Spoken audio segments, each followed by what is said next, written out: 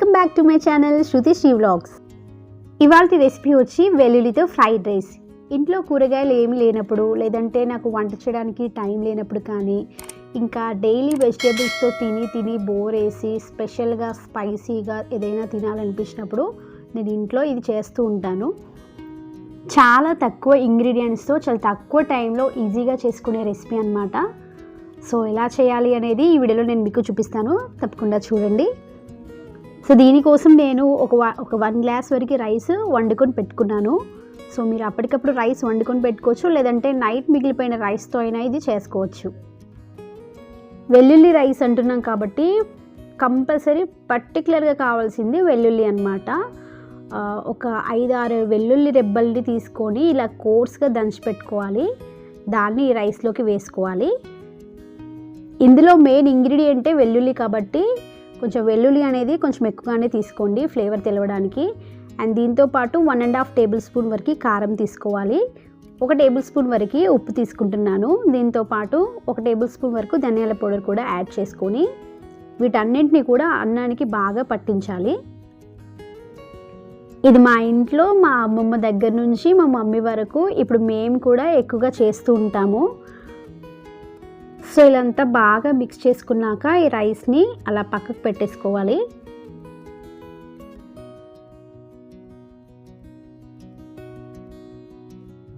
ఇప్పుడు స్టవ్ పై ఒక ప్యాన్ పెట్టుకొని దాంట్లో ఒక 2 టేబుల్ స్పూన్ వరకు ఆయిల్ వేడి చేసుకొని దాంట్లో పోపు దినుసులు, జీలకర్ర, ఆవాలు, మినప్పప్పు వేసుకొని బాగా వేయించుకోవాలి.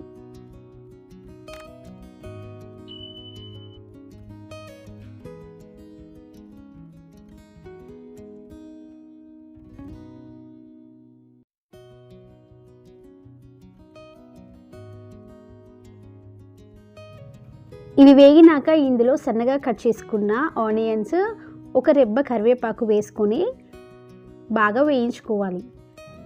ఈ వెల్లుల్లి రైస్ ముఖ్యంగా ఇదంతా మనకి ఇప్పుడు రైనీ సీజన్ కాబట్టి ఇప్పుడు ఎక్కువ జలుబు, దగ్గు, ఫీవర్తో సఫర్ అవుతూ ఉంటాం కాబట్టి ఈ టైంలో మన నోరు అనేది టేస్ట్ పోతుంది. సో ఇలా వేడిగా వెల్లుల్లి రైస్ చేసుకొని తింటే నోటికి చాలా హాయిగా ఉంటుంది అండ్ గొంతులో కూడా మంచి ఉపశమనంగా ఉంటుంది. అండ్ ఆఫ్టర్ డెలివరీ తర్వాత కూడా మనకి పాలు పడడానికి అండ్ ఇంకా నోరు టేస్ట్ పోతుంది కాబట్టి అప్పుడు కూడా టేస్ట్ తెలవడానికి ఈ వెల్లుల్లి రైస్ పెడుతుంటారు. నార్మల్గా మనకి వెల్లుల్లి కారం చేసిస్తారు కదా ఆఫ్టర్ డెలివరీ టైంలో, సో అప్పుడు ఈ వెల్లుల్లి రైస్ కూడా చేసి పెడతారనమాట.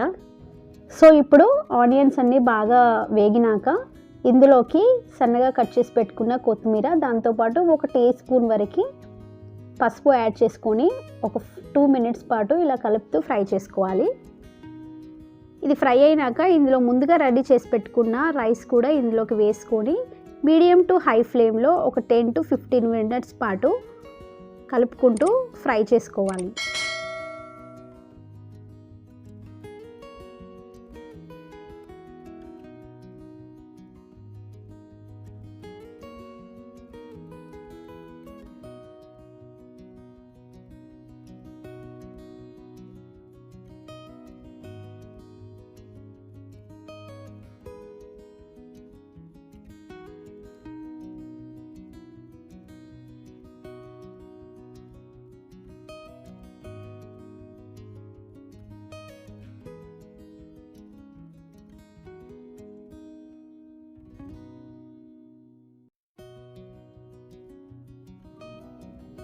ఆల్మోస్ట్ వెల్లుల్లి రైస్ అనేది రెడీ అయిపోయిందండి. ఇప్పుడు స్టవ్ ఆఫ్ చేసి దీన్ని ఒక ప్లేట్లోకి సర్వ్ చేసుకుందాం. సో అంతే అండి, వేడిగా వెల్లుల్లి రైస్ అనేది రెడీ అయిపోయింది. సో ఎంత టైంలో చేసామండి, జస్ట్ ఒక 5 మినిట్స్ 10 మినిట్స్ అంతే. అండ్ ఇంగ్రీడియంట్స్ కూడా చూసారా ఎంత తక్కువ ఉన్నాయో, చాలా తక్కువ ఇంగ్రీడియంట్స్ చాలా తక్కువ టైంలో ఎక్కువ టేస్టీగా ఉండే రెసిపీ అన్నమాట ఇదైతే. నార్మల్గా మనం ఇళ్ళల్లో వెల్లుల్లి కారం అయితే చేసుకుంటూ ఉంటాం కదా, జలుబు కానీ దగ్గు కానీ అలా వచ్చినప్పుడు కానీ. సో ఒకసారి ఇలా వెల్లుల్లి రైస్ కూడా ట్రై చేయండి, మీకే అర్థమైపోతుంది దీని టేస్ట్ అనేది.